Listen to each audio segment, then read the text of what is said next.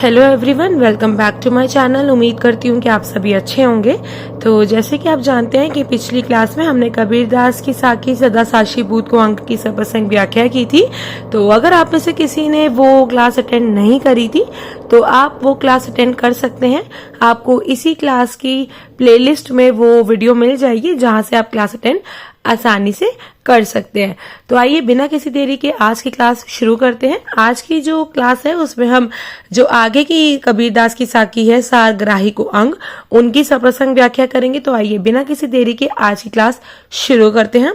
पहले हम साखी पढ़ेंगे, उसके बाद शब्द अर्थों को समझ के उसकी व्याख्या करेंगे। तो आइए पहले साखी पढ़ते हैं। आपको स्क्रीन पे नजर आ रही होगी साखी। तो आइए साखी पढ़ते हैं। कबीर ओंगुड़ ना गहे, गुड़ ही को ले बीनी, घट घट महू के मधुप जीव, पर आत्म ले चीन्ही। ये कबीरदास की एक साखी है। आइए शब्दार्थों को समझते हैं, फिर व्याख्या करेंगे। ओंगुड़ मतलब होता है अवगुण, गहे मतलब होता है ग्रहण करना, बीनी मतलब होता है चुनना या बीनना, घट घट मतलब होता है मन, महू मतलब होता है मधु यानी कि शहद जिसको आप कहते हैं, मधुप का मतलब होता है मधुमक्खी भंवरा, ठीक है। चिन्ही मतलब होता है पहचानना, ठीक है। ये शब्द अर्थ है। तो अब हम व्याख्या समझते हैं। देखिए, कबीरदास आपको पता है ज्ञान मार्गी शाखा के कवि माने जाते हैं, ठीक है। अतः वह इस भौतिक क्षणभंगुर संसार से स्वयं को विरक्त रखने की बात करते हुए कहते हैं कि यह संसार गुण और दोषों से युक्त है। कबीर ओगुण ना गहे। ओगुण मतलब क्या था? अवगुण, ठीक है। गहे मतलब क्या था? ग्रहण करना। यहाँ पे कबीरदास क्या कह रहे हैं कि वे इस भौतिक क्षणभंगुर संसार से खुद को कबीरदास विरक्त करते हुए कहते हैं कि ये जो संसार है वो गुण और दोषों से युक्त है। अतः जीवों को इस संसार से केवल गुणों को चुनकर अवगुणों को छोड़ देना चाहिए, ठीक है। कहा भी जाता है कि जिस इंसान से मिलते हो आप या जिस किसी से भी आप कभी मिलो तो उसकी हमेशा अच्छी चीजें आपको ग्रहण करनी चाहिए, बुरी चीजें आपको ग्रहण नहीं करनी चाहिए, ठीक है। आपको ये पता होगा कि ये भी कहा जाता है कि हर इंसान के अंदर कोई ना कोई अच्छी बात जरूर होती है। अगर कोई बुरी बात भी होती है तो कोई ना कोई अच्छी बात भी होती है। हर इंसान बुरा भी नहीं होता, हर इंसान अच्छा भी नहीं होता, ठीक है। तो जब भी हम मिले तो हर किसी से हमें उसकी अच्छी बातें ग्रहण करनी चाहिए, ठीक है। कोशिश करनी चाहिए कि हम एक अच्छे इंसान बने, परफेक्ट नहीं लेकिन एटलीस्ट अच्छे इंसान बने, उसकी कोशिश जारी रखनी चाहिए, ठीक है। तो यहाँ पे कबीर ये कह रहे हैं कि जो संसार है वो दोषों से भी और गुण से भी दोनों से युक्त है, ठीक है। जीवों को यानी कि मनुष्य को जो यहाँ पे जी रहे हैं इस धरा पे, इस धरती पे, उनको इस संसार से केवल गुणों को चुनकर अवगुणों को छोड़ देना चाहिए। कबीर ओगुण ना गए। ओगुण मतलब अवगुण, ना मतलब नहीं, गए मतलब ग्रहण करना। कबीर यहाँ पे ये कह रहे हैं कि अवगुणों को ग्रहण नहीं करना चाहिए, ठीक है। आगे वो क्या कहते हैं? गुण ही को ले बीनी, ठीक है, कि गुण को ही ले बीनी। बीनी मतलब क्या था? चुनना या बीनना, ठीक है। तो गुण को ही चुनना चाहिए संसार के, और संसार के जितने भी अवगुण हैं उनको ग्रहण नहीं करना चाहिए, अवगुणों को छोड़ देना चाहिए। आगे वो क्या कहते हैं? घट घट मधु के मधुप जीव, ठीक है। घट घट महू के मधुप जीव। तो वो यहाँ पे ये कहते हैं कि जिस प्रकार जो एक भंवरा होता है या अथवा जो मधुमक्खी होती है वो विविध फूलों से मधु अर्थात शहद का संचय कर छत्ते का निर्माण करती है, उन्हें मधु के अतिरिक्त उन फूलों से कुछ लेना देना नहीं होता है। उसी प्रकार संसार में से मनुष्यों को ईश्वर प्राप्ति के लिए अच्छे सच्चे गुणों को ग्रहण करना चाहिए, दुष्कर्म नहीं करने चाहिए, स्वार्थ नहीं बटोरना चाहिए। यहाँ पे कबीर ये बातें क्यों कह रहे हैं? वो इसलिए कह रहे हैं कि जो धरती है वो क्या है? ये एक मृत्यु लोक माना जाता है। यहाँ पे जितने भी जीव जी रहे हैं ये कहा जाता है कि हमें अच्छे कर्म करने चाहिए, हमें सद्गुण भाव रखना चाहिए, हमें ईश्वर प्राप्ति के लिए अच्छे कर्म करने चाहिए, जिससे कि हम मुक्ति की राह पर चल सके। ठीक है, हम इस जन्म मृत्यु के झमेले से आजाद हो सके। तो यहाँ पे कबीर यही कह रहे हैं कि जिस प्रकार जो एक भंवरा होता है, जो मधुमक्खी होती है, वो फूलों से सिर्फ मधु, सिर्फ शहद ग्रहण करती है। वो इसलिए करती है क्योंकि वो अपने छत्ते का निर्माण करती है। ठीक है, उसके अलावा मधुमक्खी का या भंवरे का फूलों से कोई लेना देना नहीं होता है। ठीक है, उसका जो एक टारगेट होता है, जो उसका एक फोकस होता है, वो सिर्फ मधु ग्रहण करना होता है। उसी प्रकार कबीर यहाँ पे ये कह रहे हैं कि संसार में से मनुष्यों को सिर्फ ईश्वर प्राप्ति के लिए अच्छे सच्चे गुणों को ही ग्रहण करना चाहिए, दुष्कर्म नहीं करने चाहिए, स्वार्थ नहीं बटोरना चाहिए, क्योंकि हम यहाँ पर मुक्ति की राह पर चलने आए हैं। ठीक है, दुष्कर्म करके फिर कहा जाता है कि दोबारा जन्म लेकर हमें उन कर्मों को भोगना पड़ता है। तो इस तरीके से हम जन्म मृत्यु के चक्र से आजाद नहीं हो पाते हैं, उसी में ही बंधे रह जाते हैं। ठीक है, तो इसलिए मुक्ति की राह पे जाने के लिए, जन्म मृत्यु के चक्र से मुक्त होने के लिए हमें ईश्वर प्राप्ति के लिए अच्छे कर्म करने चाहिए, सच्चे भाव रखने चाहिए। ठीक है, और गुणों को ग्रहण करना चाहिए। ठीक है, तो यहाँ पे कबीरदास ये कह रहे हैं, घट घट मधु के मधुप जीव। घट मतलब मन, मधु मतलब शहद, के मधुप मधुमक्खी जीव। ठीक है, तो यहाँ पे कबीरदास ये कह रहे हैं, पर आत्मा ले चिन्ही। चिन्ही मतलब पहचानना, कि यहाँ पर जो संसार है उसमें से मनुष्य को सिर्फ ईश्वर प्राप्ति के लिए, ठीक है, सच्चे गुणों को अपने पहचाने, अच्छे कर्म को पहचाने। इस तरीके से यहाँ पर कबीरदास इस साखी में कहना चाह रहे हैं। ठीक है, तो आगे बढ़ते हैं। आप अच्छे से समझ गए होंगे व्याख्या, तो आप इस साखी की संदर्भ में क्या लिखेंगे कि प्रस्तुत दोहा भक्तिकालीन निर्गुण काव्य धारा के प्रतिनिधि कवि, संत, समाज सुधारक कबीरदास द्वारा रचित है। ये दोहा माता प्रसाद गुप्त संकलित प्रवर्तक कबीर ग्रंथावली में सार ग्राही को अंग साखी में से लिया गया। ठीक है, प्रसंग में आप क्या लिखेंगे कि कबीर इस दोहे में बाहर आडंबर करने वाले अज्ञानी लोगों का विरोध कर रहे हैं। वे उन लोगों को सही मार्ग दिखा रहे हैं जो बाहर तीर्थ स्थलों में घूमते रहते हैं और अपने अंदर झांक कर नहीं देखते हैं, जहां उस निर्गुण की सच्ची सत्ता विराजमान है। ठीक है, संदर्भ में आपको क्या लिखना होता है कि जो पंक्तियां, जो दोहा, जो साखी या कुछ भी आपको सप्रसंग व्याख्या करने के लिए दिया गया है, वो किस काव्य संग्रह से लिया गया, किस कवि की रचना है या किस लेखक की रचना है, ठीक है, किस काव्य संग्रह का है, ये सब आपको संदर्भ में बताना होता है। ठीक है, और आपको प्रसंग में क्या बताना होता है कि जो कवि या लेखक उन पंक्तियों के माध्यम से कहना चाह रहा है। ठीक है, जो पंक्तियों के माध्यम से कवि कहना चाह रहा है वो आपको प्रसंग में लिखना होता है। ठीक है, तो संदर्भ में आपको क्या लिखना होता है, प्रसंग में आपको क्या लिखना होता है, ये मैंने आपको समझा दिया है। लेकिन कुछ गलतियां होती हैं जो बच्चे अक्सर पेपर में करके आते हैं। बहुत छोटी छोटी गलतियां होती है, बहुत माइनर गलतियां होती हैं, लेकिन नंबर बहुत अच्छे खासे कट जाते हैं। तो कई बच्चों को ये समझ ही नहीं आता है कि संदर्भ भी लिखना होता है या नहीं लिखना होता है। कुछ बच्चे प्रसंग नहीं लिखते हैं और प्रसंग की चीजें संदर्भ में लिख के आ जाते हैं। तो ऐसी गलतियां जो आपको नहीं करनी है, कैसे आप अपनी गलती करने से खुद को रोक सकते हैं। ठीक है, तो इस तरीके की जो गलतियां हैं और कैसे आपको सब प्रसंग व्याख्या करनी चाहिए जिससे आपके नंबर बिल्कुल भी ना कटे बल्कि नंबर बढ़े, और जहाँ आपके 10 नंबर बढ़ते हैं आपको वहां पे 12 नंबर मिले 15 में से।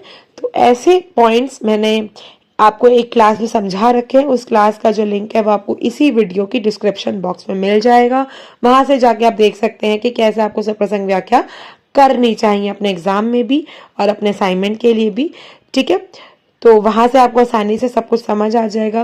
कैसे आपको संदर्भ लिखना होता है, क्या क्या आपको संदर्भ और प्रसंग में लिखना होता है, जिससे आपके नंबर प्लस में जाए, माइनस में बिल्कुल ना जाए।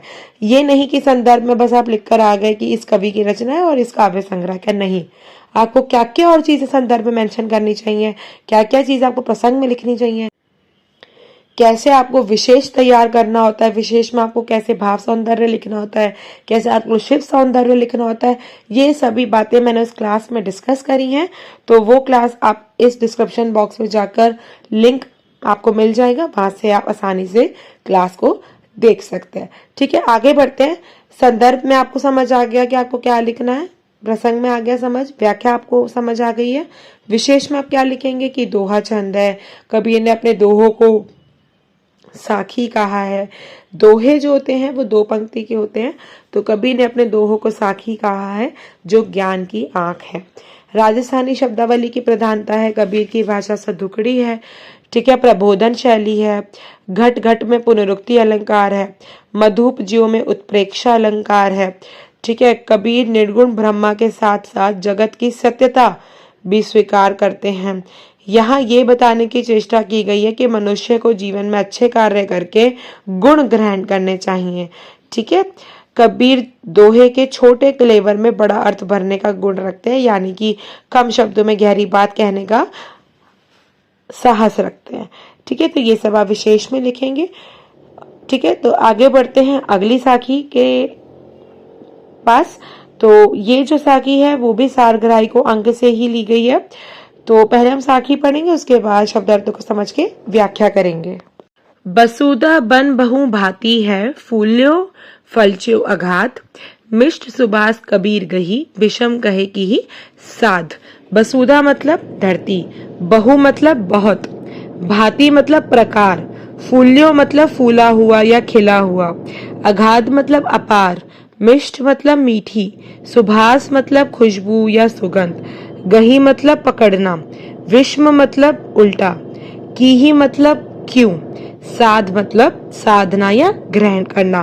तो जो कबीर है वो जो हमने पहले साखी देखी उसी की तरह इस साखी में भी कबीर जो प्राणी संसार में हैं उनको कह रहे हैं गुणों को अपनाने के लिए और अवगुणों को छोड़ने के लिए। ठीक है, तो कबीर संसार को फूलों से भरा वन बताते हुए कहते हैं कि ये पृथ्वी की विराट वन है, जिसमें अपार भांति भांति के फल फूल भरे हुए हैं। तो यहाँ पे कबीर ये कह रहे हैं कि जो संसार है वो फूलों से भरा वन है। ठीक है, फूल यहाँ पे कौन है, मनुष्य, जीव। तो यहाँ पे कभी ये कह रहे हैं कि ये जो पृथ्वी है वो एक बड़ा सा वन है, जिसमें अलग अलग भांति भांति तरह के फल फूल भरे हुए हैं। यहाँ कड़वे और मीठे दोनों प्रकार के फल हैं। ठीक है, तो वसुधा वन बहु भांति है। वसुधा धरती जो है वो वन, बहु मतलब बहुत, भांति मतलब उस प्रकार की है। तो कबीर यहाँ पे कह रहे हैं कि जो धरती है वो वन की भांति है, वन के प्रकार की है। फूल्यो फूल्यो अगाधा, यहाँ पे भांति भांति तरह के फूल फल भरे हुए हैं। अगाधा मतलब अपार, अपार तरह के फूले फूले, फूला हुआ, खिले हुए हैं अलग अलग तरह के फूल। ठीक है, मिष्ट सुभाष कबरी गही।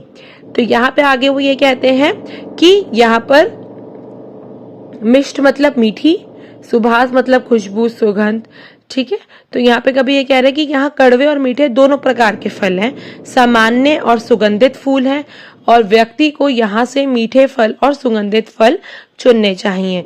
अर्थात इस गुण अवगुण से भरे संसार से व्यक्ति को विषय वासना रूपी अवगुणों को छोड़कर सुक्रम सुचारित के गुण अपनाने चाहिए। तो यहाँ पे जो कबीर है उन्होंने यहाँ पर धरती को वन कहा है, और धरती पे जो जीव रह रहे, जो मनुष्य रह रहे हैं, उनको फल फूल कहा है।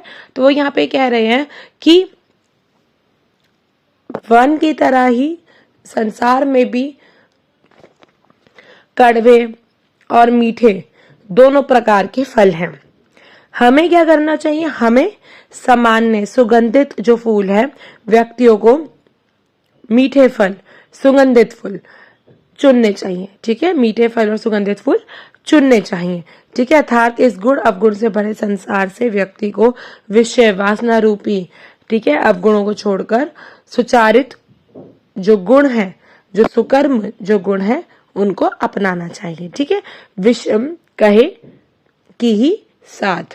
ठीक है, तो विषम मतलब क्या है? उल्टा। की ही मतलब क्यों, साध मतलब ग्रहण करना। कि जो मीठे नहीं हैं, जो कड़वे हैं, उनका उल्टा क्यों ग्रहण करना है?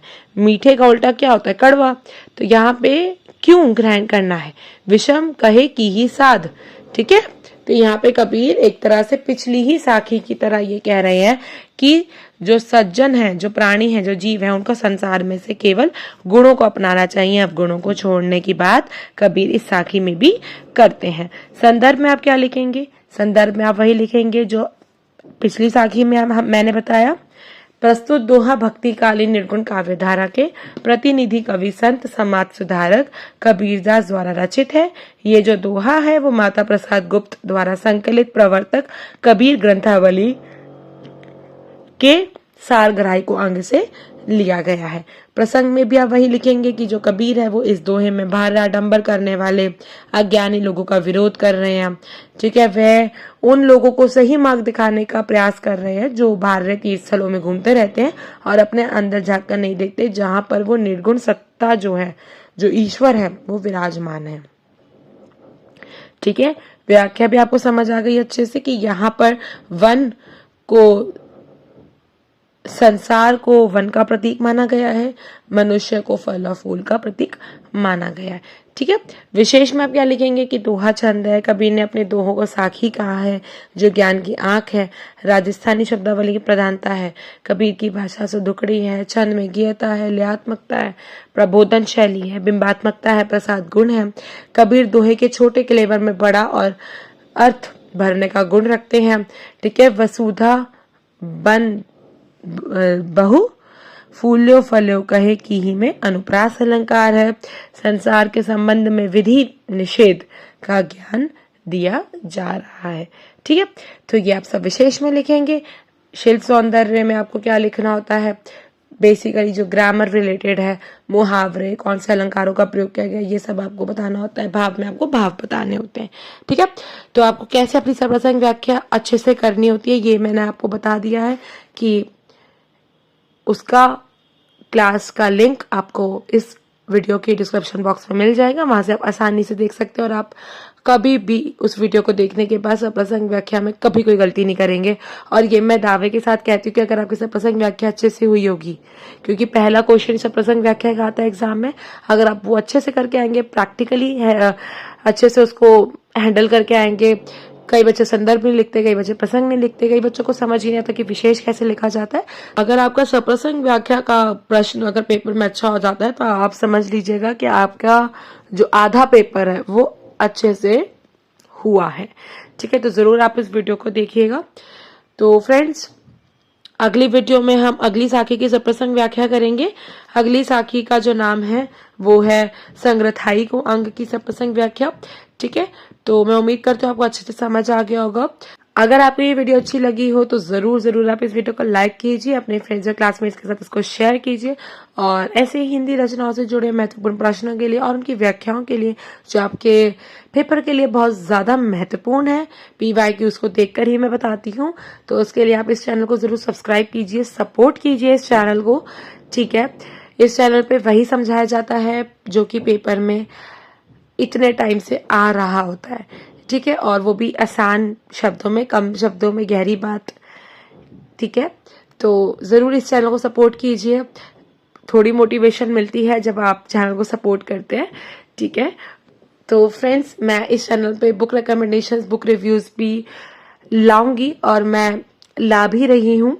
ठीक है, तो फ्रेंड्स, मिलते हैं अगली वीडियो में अगली साखी के सप्रसंग व्याख्या के साथ। तब तक के लिए गुड बाय।